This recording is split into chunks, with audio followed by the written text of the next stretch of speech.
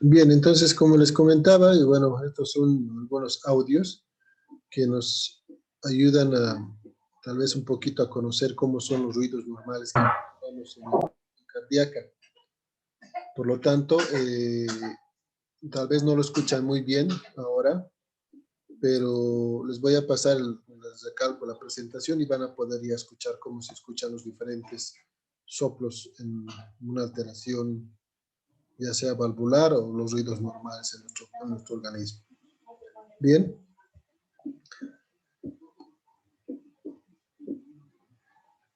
Bien. Como les mencionaba, bueno, los soplos pueden ser de diferentes tipos, ¿no? Que ya habíamos mencionado anteriormente. Tener una mayor intensidad durante lo que es el inicio o en todo caso el final del soplo como tal. Y siempre nos recordar que algunos soplos pueden tener mayor intensidad durante todo el soplo como tal, ¿no? O en todo caso, bueno, pues de repente no ser tan audibles el momento en la que nosotros, bueno, pues escuchamos el soplo. Así que cuando ustedes vayan viendo y auscultando en algún momento el corazón, tenemos que tener muy en cuenta que nosotros, el momento en el que percibimos un soplo, automáticamente lo podemos describir y si no tenemos alguna dificultad, lo podemos referir al especialista para que, bueno, pues se haga el control pertinente y se pueda ver por qué existe esa alteración como tal, ¿no? Entonces, Una duda. Doutor, em respeito de los soplos, de los aneurismas ou pseudoaneurismas em la aorta abdominal, por exemplo, eu irei auscultar em altura do segmento da aorta abdominal ou se escute uma ressonância na caja torácica? Como se escuta ele? generalmente nosotros lo percibimos por la irradiación, ¿no? O sea, todos los soplos se irradian, ¿no? Dependiendo el grado de severidad de la afección. Eso es algo que tenemos que analizarlo también. Si yo tengo, digamos, un aneurisma a nivel de la aorta abdominal, de repente sería bueno auscultar la región de la apófisis, ¿no? ¿No? Por debajo de la apófisis. Y dependiendo si es un aneurisma que se localiza a nivel torácico, la irradiación puede ser desde luego a nivel de otros focos, no siempre a nivel de los focos de las válvulas. Claro que estos, la verdad, les soy sincero, estas dilataciones o estos aneurismas en algunos casos no van a producir un soplo, ¿no? Y si lo encontramos o lo diagnosticamos, a veces es mera coincidencia nada más. Por lo tanto, el encontrar estos aneurismas llevan desde luego a una bastante discusión en su análisis y su descripción, porque les recalco nuevamente, son difíciles en algún momento de auscultarlos. Si bien he mencionado de las causas que pueden producir estos soplos, la dificultad que puede existir en poderlos, bueno, auscultar tal vez o diagnosticar, en el caso de las aneurismas es un poco complicado, para ser franco, ¿no? En algún momento yo tuve algún paciente que tenía un soplo o un aneurisma abdominal y que sí lo pude auscultar muy bien, como les comenté, haciendo una revisión por debajo de la apófisis, ¿no? Pero hay algunas aneurismas que no son tan pronunciadas o no producen bastante las turbulencias a nivel intraarterial y que prácticamente no lo podemos diagnosticar netamente solo auscultando. Doutor, então, tá. Então, o aneurisma, nesse caso, seria mais perceptível por la palpação do que por la auscultação, então. Tal Assim, vez, se en es... algunos casos sí se puede encontrar eso, se puede tal vez encontrar eso, ¿no? Entonces, de repente, si tú palpas a nivel abdominal, sabemos muy bien que dentro de la descripción a nivel abdominal, nosotros primero tenemos que auscultar, ¿no? Pero te soy franco, si tú auscultas y percibes el soplo, tal vez palpando posteriormente lo puedes también percibir, pero si tú auscultas y no percibes el soplo, es difícil que palpando lo puedas percibir. Recordemos que anteriormente les comentaba, ¿no?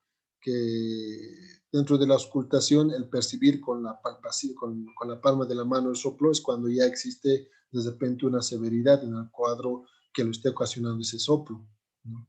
Entonces, un ejemplo te coloco, ¿no? Si un paciente está con una estenosis aórtica severa, donde, bueno, pues hay un compromiso severo, como su nombre lo indica, de la válvula, tal vez ahí sí puedo percibir con la palma nada más el soplo. Pero si tú me hablas de un aneurisma, donde vas a auscultar, si tú auscultas automáticamente, bueno, pues ya te vas a tener una orientación de que existe alguna alteración. Pero, o sea, quiero partir de este punto, ¿no? Si tú tienes un aneurisma a nivel abdominal, en caja torácica puede ser que no escuches nada, solamente vas a escuchar a nivel abdominal el soplo, y eso ya te tiene que orientar a pensar de que existe una alteración a nivel abdominal que te puede producir un soplo como tal. Entonces, la causa, como ejemplo que les comenté, es generalmente la más común, hablando de un aneurisma que puede condicionarte la presencia o la aparición de un soplo a nivel abdominal como tal. Doutor, Entonces, sí, dime. aún se tratando de aneurisma abdominal, se descobre uno y no tiene ningún síntoma, no, se prefiere operar y arreglar la situación o dejarlo así y opta por un tratamiento más conservador? Mucho dependerá de muchos factores, ¿no? Un ejemplo, la edad. Yo tengo un paciente actualmente en la consulta que tiene una edad de 72 años, ¿no? Entonces, él sí ha sido diagnosticado de un aneurisma, pero lamentablemente un factor que a veces nos impide realizar la cirugía es tal vez la edad. Eso es variable también, ¿no? Porque si digamos, yo lo analizo a este paciente en otro contexto, ¿no? De repente en otro ámbito, como ser un país de Estados Unidos, un país europeo, tal vez ahí no hay impedimento, ¿no? Porque sabemos muy bien que la medicina está un poco más, está más avanzada, tal vez se podría decir que en nuestro medio, ¿no? Y también tienen mucho más material para poder resolver estos problemas. Otro factor importante serían las enfermedades concomitantes, ¿no? Si el paciente es diabético, es hipertenso. Entonces, la verdad, hay muchos, muy pocos cirujanos cardiovasculares que se animan a operar cuando existen varios factores que van a aumentar el riesgo de la cirugía. Pero si yo tengo un paciente joven, un paciente que prácticamente no tiene ninguna enfermedad de base, la verdad que, bueno, el riesgo posoperatorio o intraoperatorio es menor y, bueno, pues sí, la cirugía se puede llevar a cabo. Es un punto que tal vez, la verdad, no debería ser analizado, puesto que todo paciente que tiene aneurismas, sabemos muy bien que hay una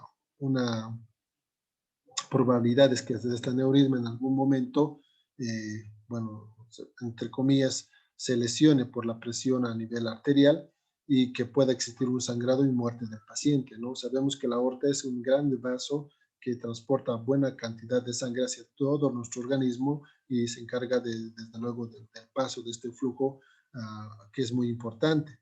Imagínense que este aneurisma inmediatamente reviente, va a existir bueno, pues una pérdida de sangre abismal y el paciente va a fallecer por una hipovolemia.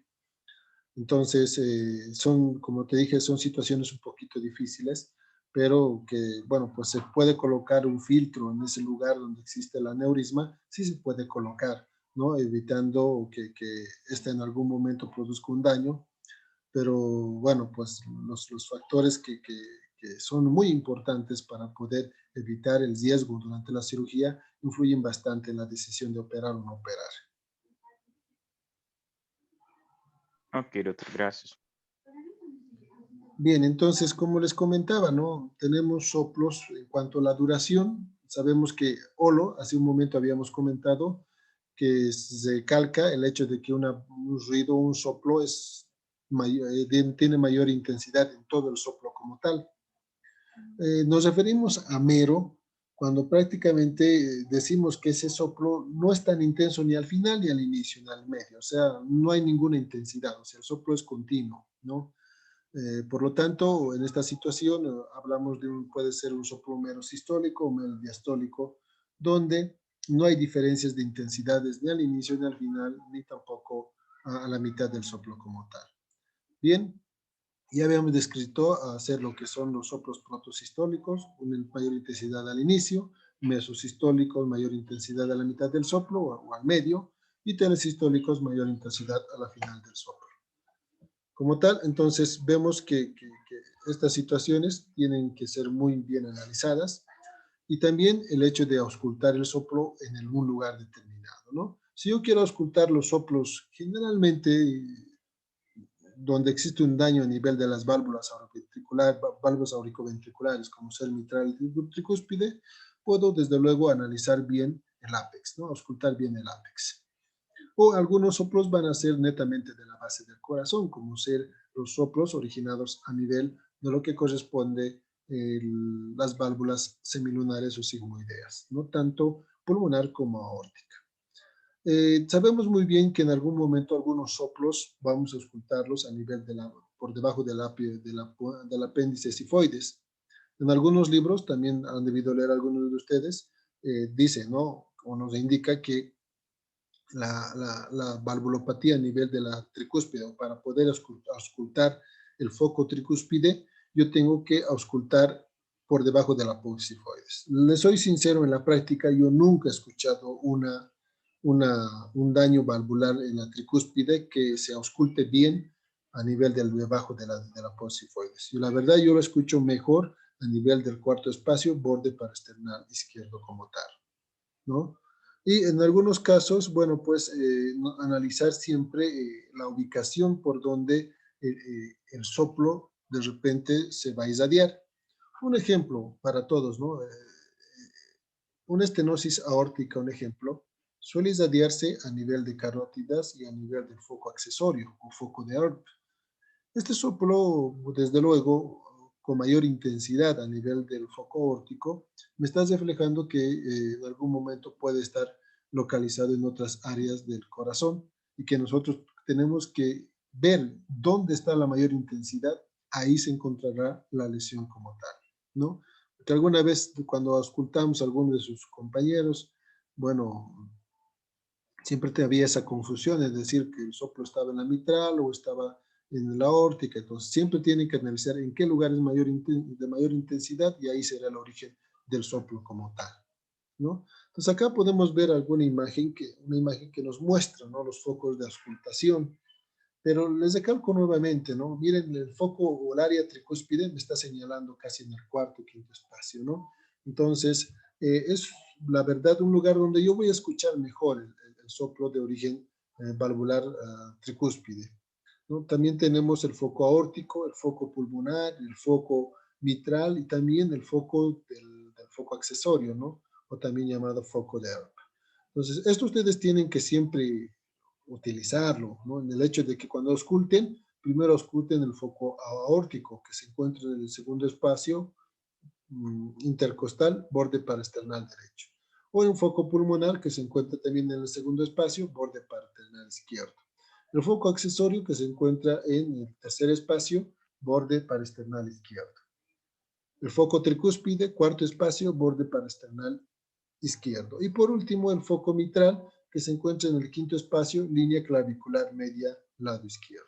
Entonces, tenemos que siempre auscultar estos lugares o estos focos para poder en algún momento, si se encontrase un soplo, ver en qué lugar hay mayor intensidad y ahí describir el soplo referente a esa válvula dañada.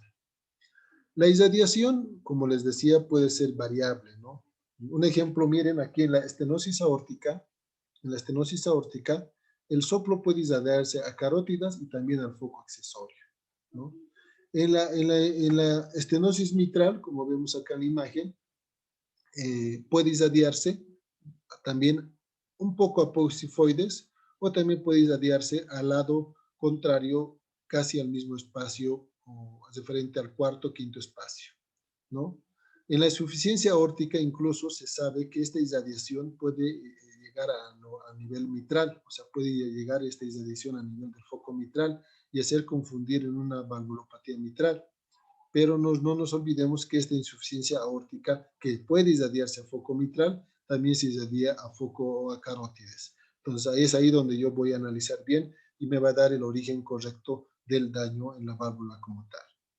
Por último, la insuficiencia mitral, que en algún momento se puede irradiar también a nivel de lo que es el foco pulmonar, como vemos en la imagen, pero que desde luego es menor su presentación como tal. En algunas otras situaciones, como ser en la estenosis pulmonar o en la insuficiencia pulmonar, el soplo también puede dirigirse a nivel de lo que corresponde a la válvula mitral o también a nivel axilar, ¿no? Puede haber esa irradiación. O en todo caso, en caso de la insuficiencia tricuspidia, nuevamente nos fijamos la flecha, el soplo migrar al lado contrario referente a la irradiación como tal. Bien, entonces no nos olvidemos de estas irradiaciones. Para evitar confusiones, les recalco, siempre ausculten en lugar de mayor intensidad, donde lo escuchen mejor, es ahí donde se encontrará el daño como tal. Doutor, Dime. uma vez que se escute el soplo, qual o melhor exame para se apoyar y confirmar el diagnóstico con precisión? Bueno, si tú, digamos, has percibido un soplo, inmediatamente tendrás que verificar el tipo de daño o la severidad del daño solicitando otro estudio. Es ahí que nosotros solicitamos el ecocardiograma. El ecocardiograma es un estudio de gabinete, de imagen, por supuesto, que me ayuda a visualizar estructuralmente el corazón. Entonces, inmediatamente que tú escuchas un soplo, solicitarás el ecocardiograma para poder confirmar tu sospecha diagnóstica, ¿no? Si, digamos, tú percibes un soplo sistólico en la aorta, automáticamente indicarás que el paciente está cursando con una estenosis aórtica, ya sea leve, moderado o severa, o de tono bajo, moderado o en todo caso alto.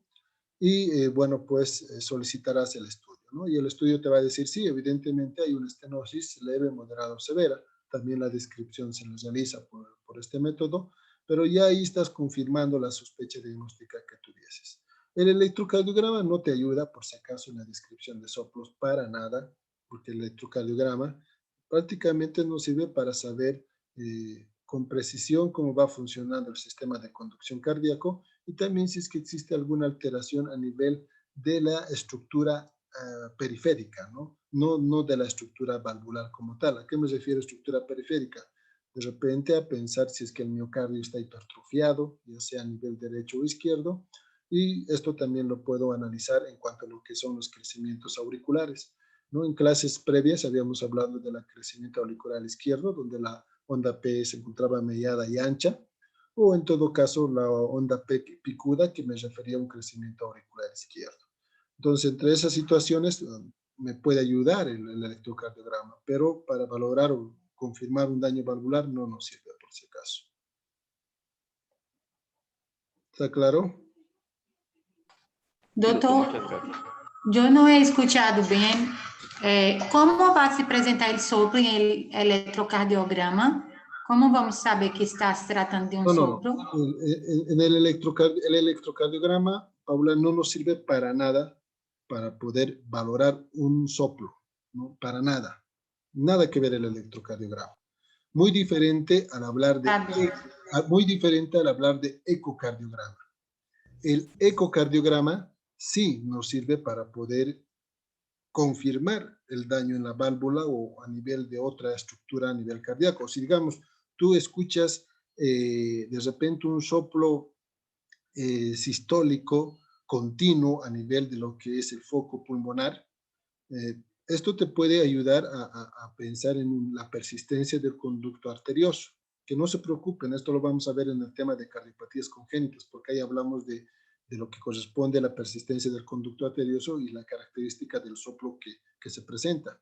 Entonces, automáticamente, tú, por la edad, etcétera, desde luego que es otro factor importante, porque esta persistencia del conducto arterioso difícil que lo encuentras en un adulto. Generalmente ya es diagnosticada en una etapa de la niñez.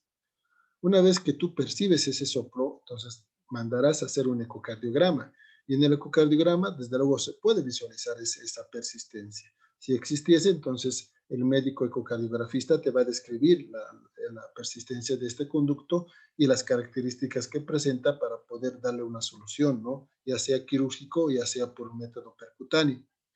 pero nuevamente, ¿no? Les recalco, alguna vez algún paciente, algún estudiante me dijo, doctor, el electrocardiograma no sirve para valorar, valvulopatías o soplos. No, para nada, no nos sirve.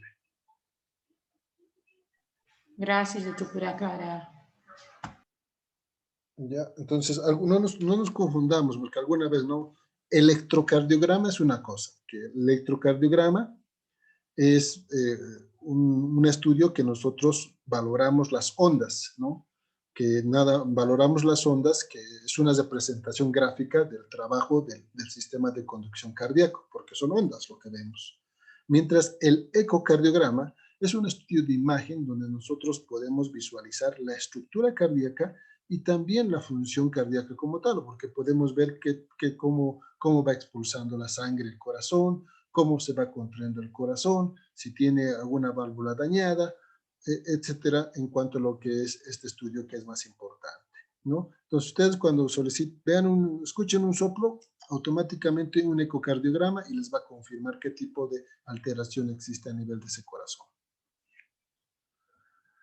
Bien, entonces, continuando, algunos soplos se pueden modificar de acuerdo a qué, de acuerdo al cambio de posición, ¿no? Algunos pacientes cuando se colocan en un decúbito dorsal, un decúbito lateral, etcétera, puede mejorar en cierto sentido la percepción de ese soplo, ¿no? Si, digamos, yo le digo al paciente, colóquese en decúbito lateral izquierdo, el flujo de la sangre va a mejorar en estas cavidades y por ende se va a manifestar más el soplo si es que existiese en estas cavidades como tal. Y bueno, pues hacer mejor también la descripción. Entonces ese cambio de posición, se dan cuenta, les ayuda dentro de lo que es la valoración del soplo. La respiración también es muy importante. ¿Por qué? Porque si yo hago a mi paciente que respire, automáticamente se va a condicionar una taquicardia. Y esta taquicardia mejorar también la presencia de este soplo dentro de lo que es la audición. El esfuerzo, lo mismo, ¿no? El hacer esfuerzo también casi tiene el mismo horizonte que la respiración en cuanto a lo que es el trabajo del corazón y también la percepción de la misma.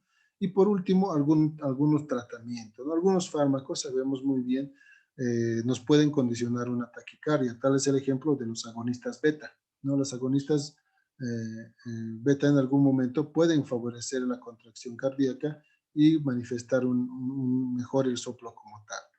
Ahora, es muy importante saber que nosotros, el momento en que hacemos la evaluación del paciente, tenemos que tomar una medida para poder auscultar de repente mejor y hacer la descripción mejor también del soplo como tal. Bien, ahora, algo importante que quiero comentarles. Vamos a pasar a describir los soplos sistólicos. Entonces, aclaración. El soplo sistólico en las válvulas auriculoventriculares me manifiesta que insuficiencia. Y en las válvulas en las válvulas auriculoventriculares es insuficiencia. Y en las válvulas semilunares, o también llamadas sigmoideas, un soplo sistólico es igual a estenosis. ¿Listo? Entonces, valga la aclaración.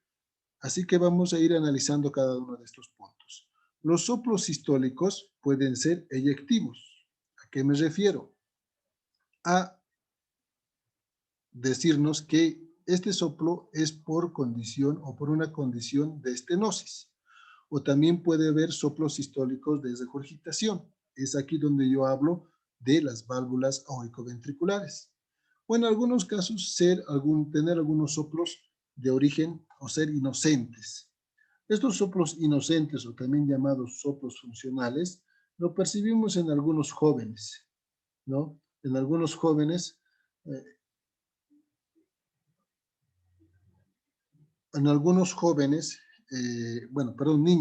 niños, donde este soplo funcional es normal, o sea, no quiere decir que existe un daño en el corazón. Yo la verdad atendí un montón de niños que han sido referidos con el diagnóstico de cardiopatía congénita, cuando nada más tenían un soplo funcional, ¿no? Y claro, está bien, la idea siempre es confirmarlo con el especialista, pero ya el hecho de que tú lo envíes, como en el caso de los pediatras que nos hacen la transferencia del paciente, para poder ver si es que es un soplo funcional o un soplo de tipo, bueno, pues daño estructural, y de acuerdo a eso tomar una conducta como tal. Recordemos que los soplos sistólicos o inocentes o funcionales, como les decía, son nada más que producto de ¿qué? De que la sangre va pasando rápido por esta cavidad, ya sea intracardíaca, por supuesto, porque nuevamente les recuerdo que los niños manejan una frecuencia cardíaca un poco más elevada, ¿no? Va entre 100, 110, incluso en algún momento 120, que es normal, ¿no? Es normal, pero este hecho de que el corazoncito esté latiendo rápido puede condicionar un soplo, pero ese soplo es funcional, les recalco, también inocente porque no hay un daño estructural, solamente existe una pequeña alteración funcional que posteriormente va a desaparecer a medida que el niño vaya creciendo. Porque sabemos muy bien que estos niños van a ir creciendo y ese corazón va a entrar en una frecuencia cardíaca normal, de 60 hasta 100, donde desde luego es lo normal dentro de la descripción del trabajo cardíaco dentro del tiempo establecido, que es un minuto, ¿no? Entonces, para tomar en cuenta siempre esto, muchachos, y evitar confusiones en el momento que escuchamos el corazón en un niño. Bueno, acá vamos a escuchar el primer, segundo ruido cardíaco. Les recalco nuevamente, todos, por favor, escúchenlos, van a ver que se van a acordar, y en el momento que escuchen van a darse cuenta que son netamente normal. Primer, segundo ruido cardíaco, mayor intensidad en el primer ruido cardíaco. La segunda diapositiva nos muestra la mayor intensidad en el segundo ruido cardíaco, que también es normal, ¿no? Son ruidos normales. Y vamos a ver también acá un ejemplo, tenemos el ritmo de galope, donde vamos a encontrar tanto el tercer y cuarto ruido cardíaco, ¿no? Entonces, un ritmo de galope donde vemos que hay otros ruidos de repente que no son normales dentro del funcionamiento cardíaco, que me puede indicar una alteración como ser la insuficiencia cardíaca. Bien, entonces esto lo van a poder escuchar con calma, no se preocupen, no se puede, he intentado varias veces y no podemos por Zoom, pero después lo escuchan con calma y ahí les va a ayudar a poder grabarlo y ver que es normal. Ahora vamos a ver algunas alteraciones a nivel de las válvulas, ¿no? Referente a una insuficiencia, una estenosis, tanto en las válvulas aórticas, auricoventriculares como sigmoideas. Esto, por si acaso, muchachos, es nada más un resumen, porque posteriormente se va a ampliar el tema. Es para que nosotros podamos ver algunas características ya que condicionan un soplo. Los soplos sistólicos, les recalco, en las válvulas auricoventriculares van a denotar ¿qué? Insuficiencia, ¿verdad? Pero en las válvulas sigmoideas, ¿qué va a denotar? Van a denotar estenosis, que en un momento los vamos a ver. Este es netamente soplos sistólicos. Los soplos sistólicos, ¿no? Perdón, me he ido atrás. Tenemos acá la insuficiencia mitral, y por lo tanto, en las válvulas sigmoideas, hablando de la aórtica, será estenosis, ¿no? Estenosis. Entonces, estenosis en la aórtica, soplo sistólico. En las auricoventriculares, netamente insuficiencia. Ahora, algunas características de la insuficiencia mitral. Antes de continuar, chicos, por si acaso, para todos ustedes, yo no voy he estado bajando el cursor, viendo quiénes están con cámaras. Yo no voy a tomar en ningún momento aquella cámara que está apagada como que estuvieran pasando clases. Esta mañana, cuando pasaba clase, uno de sus compañeros estaba durmiendo en plena clases y creo que se olvidó de su cámara, así que, bueno, pues lo hemos visto todos y lamentablemente es una pena porque uno hace un esfuerzo para poder explicar y el resto un relajo, ¿no? Entonces, no me parece muy correcto, y para mí los que no están con cámara prendida es como no estuvieran en clases, así que automáticamente ya van a tener una nota disminuida en cuanto a lo que es asistencia, ¿no? Entonces trataremos yo entiendo, es difícil, ¿no? Es más, yo no estoy de acuerdo con las clases virtuales porque se aprende muy poco, lo he visto y mis estudiantes en práctica se han dado cuenta, porque yo estoy pasando clases presenciales, lamentablemente por ahora no en hospital, pero sí presenciales, tratando siempre de enseñar algo más para poder salvar esta situación tan difícil que estamos pasando, ¿no? Entonces, a tomar en cuenta a todos sus compañeros para que no exista ningún reclamo. Ahora, en la insuficiencia mitral, como es una alteración de la válvula mitral, como su nombre lo indica, donde la válvula es insuficiente, ¿no? Como vemos acá en la imagen, la sangre del ventrículo izquierdo está regresando a la aurícula izquierda, y eso no es normal, no debería regresar la sangre del ventrículo izquierdo a la aurícula izquierda, ¿no? Pero acá la imagen nos está mostrando cómo está regresando porque esta válvula no se está cesando de forma hermética. En esta situación, como la válvula mitral está un poco lesionada, por así decirlo, por eso es insuficiente, el primer ruido cardíaco cuando nosotros auscultamos en una insuficiencia mitral lo vamos a escuchar de forma leve, no muy intenso, una intensidad disminuida, el primer ruido cardíaco. ¿Por qué? Porque la válvula está insuficiente. Segundo, el soplo, desde luego, puede ser de tipo holo o pansistólico, que es lo mismo, ¿no? ¿Qué quiere decir? Que la mayor intensidad va a estar en todo el soplo, prácticamente, que vamos a ver a continuación, porque todos, acá tenemos bastante audio para poder recordar siempre estos ruidos cardíacos. Por otro lado, puede ser un soplo soplante, como les decía hace un momento, que los soplos soplantes son de regurgitación, ¿no? En algunas situaciones, o en todo caso puede ser un soplo decreciente, que va poco a poco disminuyendo de intensidad. Es de alta frecuencia, desde luego, y generalmente lo vamos a auscultar, ¿dónde? En el foco mitral, ¿no? Que se encuentra en el quinto espacio intercostal, línea clavicular media, lado izquierdo. Ahora, algo muy importante, no se olviden, vamos a encontrar un tercer ruido cardíaco. ¿Y por qué? Porque como la sangre va a regurgitar hacia la aurícula, va a haber cierto volumen que va, desde luego, se podría decir juntarse con el volumen que va a llegar por las venas pulmonares. O sea que la aurícula izquierda va a tener mucho volumen, porque se está llenando de más sangre por el movimiento del ventrículo izquierdo. Como va a haber mucha sangre, la aurícula automáticamente, desde luego, va a recibir este volumen, y en algún momento la sangre va a pasar más rápidamente hacia el ventrículo, porque va a tener mucho volumen en la aurícula izquierda. Y esta sangre va a pasar rápido hacia el ventrículo izquierdo. Y este hecho de que la sangre pase rápido va a golpear el ventrículo izquierdo y va a originar el tercer ruido cardíaco. Bien, el tercer ruido cardíaco.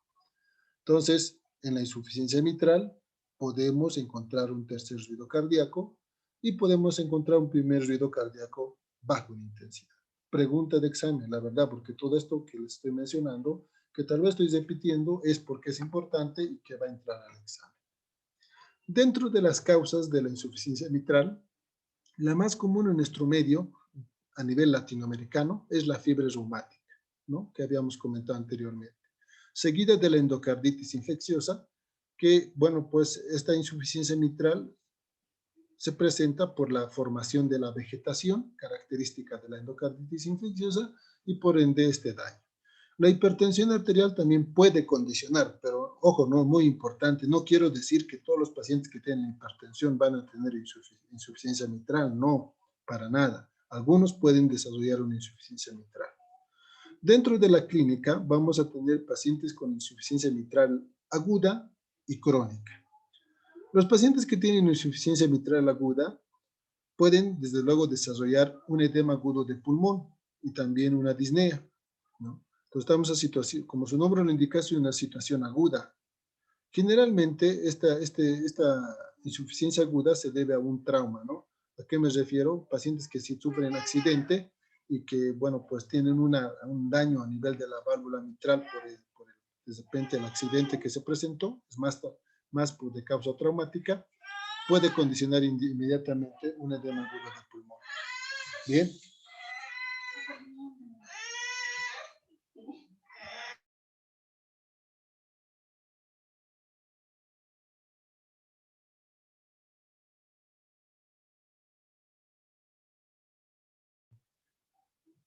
En la insuficiencia mitral crónica, bueno, pues prácticamente nosotros sabemos muy bien que, como su nombre lo indica, es una situación que se va a presentar después de mucho tiempo, ¿no?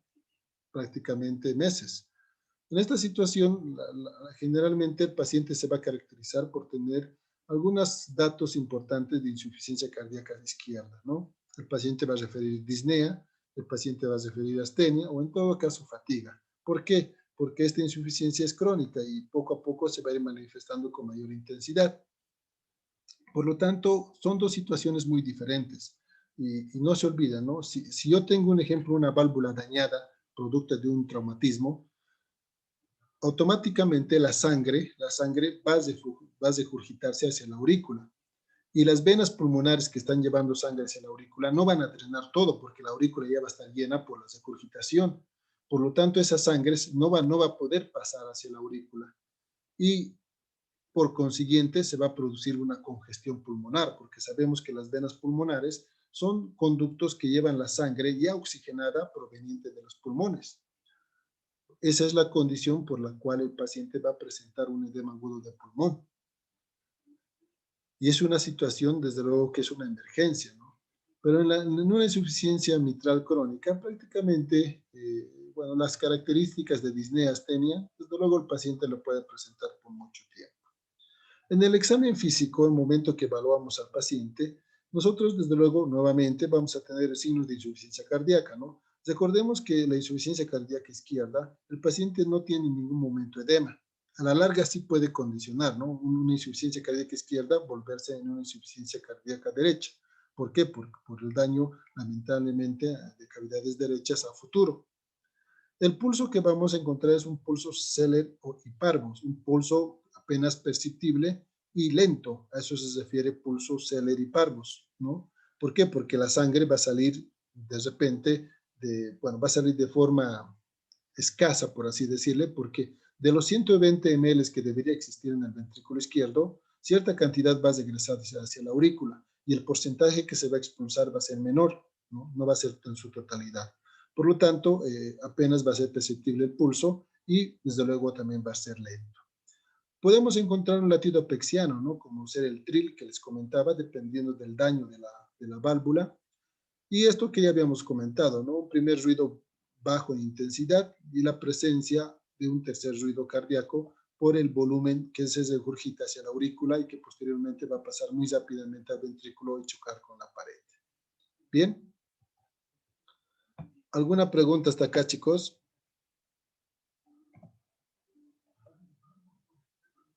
Doutor, quería hacer una solicitud. ¿Podría subir la diapositiva junto con los videos de hoy día para nosotros ir escuchando y adelantando, por favor? Sí, los voy a subir, no se preocupen, tranquilos, ¿no? Entonces, me van a dar un tiempito porque, bueno, yo llego del trabajo y, bueno, pues a las apuras no tengo que alistarme con todo porque, bueno, yo salgo del trabajo a las 8 y hasta llegar hasta la casa a veces es un poquito difícil, ¿no? Dependiendo mucho del tráfico que está muy pesado. Ahí Paula ya está cansada porque está ahí bostezando. Doutor, estou morta de sono. Acá em Brasília às 11 da noite. Estou cansada do exame que passamos. Sí, yo entiendo, Paula, te entiendo. No, yo también estoy cansado. Bueno, muchachos, vamos a quedar acá porque ya nos queda un minuto del Zoom. No se preocupen, yo entiendo porque, bueno, pues son situaciones un poquito complicadas y siempre hay que ser flexibles, ¿no? Es peor ante esta situación de la pandemia. Bien, entonces vamos a quedar acá, chicos. Yo les voy a subir, no se preocupen, toda la información necesaria. Y bueno, nos vemos la siguiente clase, ¿listo? Listo, doutor. Gracias. Gracias. Buenas noches. Gracias, doctor. Muchas gracias por la Gracias. atención. Gracias, doutor. Buenas noches. Buenas noches. Chao, Cuídate. buenas noches. Gracias. Sí. Hasta luego.